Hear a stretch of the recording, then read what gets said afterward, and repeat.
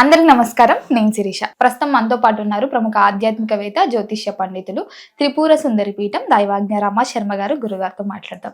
నమస్కారం గురు. నమస్కారం అమ్మా. గురుగారు, చాలా మందికి ఎంత సంపాదించినా అనవసరంగా ఖర్చులు అవుతూ ఉంటాయి, అధికంగా ఖర్చు పెడతా ఉంటాం తెలిసి తెలియక.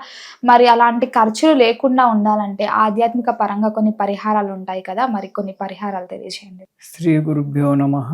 శ్రీ మహాగణాధిపతయే నమః. గురు బ్రహ్మ గురు విష్ణు గురుదేవో మహేశ్వర గురు సాక్షాత్ పరబ్రహ్మ తస్మై శ్రీ గురవే నమః. అరుణాం కరుణాతరంగితాక్షిం ధృతపాశాంకుశ పుష్పబాణ చాపాం అనిమాద్విరయూరుతాం అయూకైః అహమిత్యేవ విభావయేద్భవానీం. ఓం శ్రీమాత్రే నమః. డబ్బు నిలబడాలి. డబ్బు నిలబడాలి అంటే దానికి తగినట్టుగా మనము కూడా ఉండాలి. ఎలా ఉండాలి? మనం పొద్దున్న లేస్తే ఇల్లు శుభ్రంగా ఉంచుకోవాలి. మనము శుభ్రంగా ఉండాలి. ప్రతిరోజు మనము ఉదయం లేవగానే స్నానం చేసి ఇచ్చేయాలి. రెండవది, గడప కడిగి ముగ్గు పెట్టాలి ప్రతిరోజు. ముందు ఉదయం లేవగానే అగ్ని ప్రతిష్ఠ అంటాం. అంటే పూర్వకాలంలో కట్టెల పొయ్యి పెట్టి నిప్పు పెట్టేవాళ్ళము. ఈనాడు స్టవ్ వెలిగిస్తున్నాం. అది భేదం. అంతేగాని అగ్ని ప్రతిష్ఠ అగ్ని ప్రతిష్ఠ అంటే ఇంట్లో ఫస్ట్ ఉదయం లేవగానే స్టవ్ వెలిగించేటప్పటికే మనం శుభ్రంగా ఉండాలి. అది మనకు శాస్త్రంలో చెప్పినటువంటిది. ఉదయం లేచి పక్క మంచం మించి లేచి వచ్చి అలాగే స్టవ్ వెలిగించడం కానీ, నోట్లో బ్రష్ పెట్టుకొని ఎంగిలి నోటితో స్టవ్ వెలిగించడం కానీ చేయకూడదు. కానీ స్నానం చేయకున్నా పర్వాలేదు. ఆ మంచం మీద పడుకున్నప్పుడు ఉన్నట్టు ఒక బట్టలు మార్చుకొని, కాళ్ళు చేతులు కడుక్కొని ఆ బట్టలు మార్చుకొని, ముఖానికి ఎంత ఆడవాళ్ళు ఎంత బొట్టు పెట్టుకొని, మగవాళ్ళు కానీ ఆడవాళ్ళు కానీ ఏదో కుంకుమ బొట్టు పెట్టుకొని అప్పుడు స్టవ్ వెలిగించాలి. ఆ అగ్నిదేవునికి నమస్కారం చేయాలి. ఇది మొట్టమొదలు మనము ఉదయం పూట చేయవలసిన ఒక కార్యక్రమం. ఇలా చేయకుండా మంచం మించి లేచి వచ్చి అలాగే ఆ పాచి ముఖంతో పాచి బట్టలతోటి వచ్చి స్టవ్ వెలిగిస్తే తిన్నది జీర్ణం కాదు, ఆ ఇంట్లో డబ్బు నిలకూడదు. ఎందుకంటే ధనం ఇచ్చేది ఉతాశనం అని చెప్పాడు శాస్త్రంలో. లక్ష్మీదేవి ధనం ఇస్తుందని చెప్పలేదు.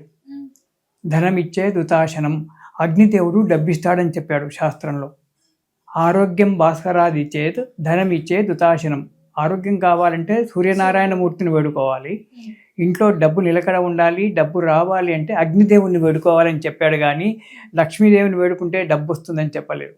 కానీ మనం లక్ష్మీదేవి అంటేనే పరుగులు తీస్తాం. సరే, లక్ష్మీదేవి ఎక్కడ ఉంటుంది? అగ్నిలోనే నివిడీకృతమై ఉంటుంది.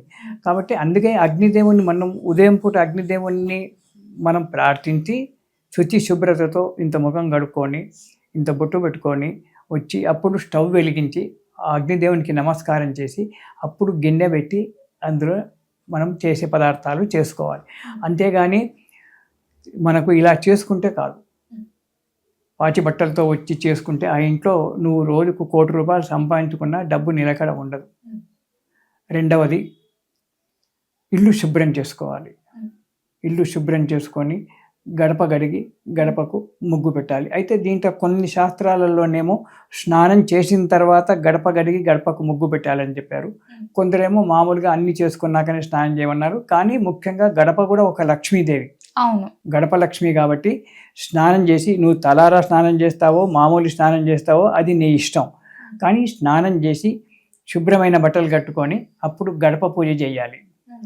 దానివల్ల ప్రతిరోజు గడప పూజ చేయడం వల్ల నెగిటివ్ ఎనర్జీ ఇంట్లోకి రాదు. అదొకటి పాయింట్.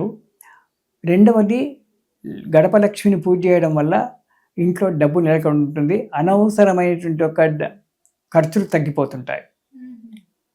ఈ రెండు ఇలా చేసుకో. యజమానురాలు కూడా ముఖ్యంగా శాస్త్రంలో ఏం చెప్పారంటే పురుషార్థము, పురుషుడు డబ్బు సంపాదించాలి. అంటే కాలాన్ని బట్టి ఈనాడు ఇద్దరు సంపాదిస్తేనే కుటుంబం గడుస్తుంది. డబ్బు సంపాదించాలి. ఆ డబ్బును పొదుపు చేయడం స్త్రీ చేతిలో ఉంటుంది. పురుషుడి చేతిలో కాదు, స్త్రీ చేతిలో ఉంటుంది. కాబట్టి స్త్రీ మంచిగా స్నానం చేసి అలంకారం చేసుకొని, మూడవది దేవుడి దగ్గర దీపారాధన చేయాలి ప్రతిరోజు, ఉదయము ప్లస్ సాయంకాలం. ఉదయ సంధ్య, సాయం సంధ్య. లైట్ వేసేసి నేను లైట్ వేసామండి దీపం వెలిగించాము అంటే కాదు. నూనెతో, నువ్వుల నూనెతో కానీ, నెయ్యితో కానీ, ఇతరత్ర మనకు అనుకూలమైన ఒక నూనెతో కానీ దేవుని దగ్గర శుభ్రం చేసి దీపారాధన నిర్వహించి ఒక 2 కొత్త పువ్వులు పెట్టి, పాత పువ్వులు ఏమైనా ఉంటే తీసేసి, నిర్మాల్యం అంటారు, ఆ నిర్మాల్యం తీసేసి కొత్త పువ్వులు పెట్టి, మీకు గురువారు ఇచ్చిన మంత్రమో, మీకు తోచిన మంత్రమో, లేదా లక్ష్మీదేవి మంత్రమే చదువుకోండి. ఆ లక్ష్మీదేవి యొక్క స్తోత్రాలు ఎన్నో ఉన్నాయి. వాటిలో మీకు నచ్చిన స్తోత్రం ఏదైనా, ఏది చెప్పలేము. లక్ష్మీం క్షీర సముద్రరాయ తనయాం అనేటువంటి ఒక శ్లోకం సామాన్యంగా అందరికీ వస్తుంది. ఆ శ్లోకం లక్ష్మీ స్తోత్రం చదువుకొని దీపం వెలిగించి ఇంత పండో, పాలో, చక్కెరో ఏదైనా నైవేద్యం పెట్టి హారతి ఇవ్వాలి. ఇలా చేసుకున్నట్టయితే ఇంట్లో డబ్బు నిలకడ ఉంటుంది. అనవసరమైనటువంటి ఖర్చులు తగ్గిపోతాయి. ఇంకోటి, మనకి ఈనాడు అలవాటు, ఇంట్లో ఒక వస్తువు ఉన్నా కానీ ఇంకో వస్తువు తెచ్చిపెట్టుకోవడం. అలాంటి కొన్ని మనం పొదుపు చేసుకోవాలి. అన్ని గ్రాచార రీత్యానే, జాతక రీత్యానే జరుగుతున్నాయని అనుకోలేదు. కొన్ని మన చేతితో మనం కొన్ని పాడు చేసుకుంటాం. ఇంట్లో ఒక వస్తువు ఉంది, మళ్ళీ మార్కెట్కి వెళ్ళి మళ్ళీ అదే వస్తువు తీసుకొచ్చుకొని ఇంట్లో రెండోది పెట్టుకుంటాం. అది అవసరం ఏముంది మనకు? దానివల్ల వేస్ట్ ఖర్చు.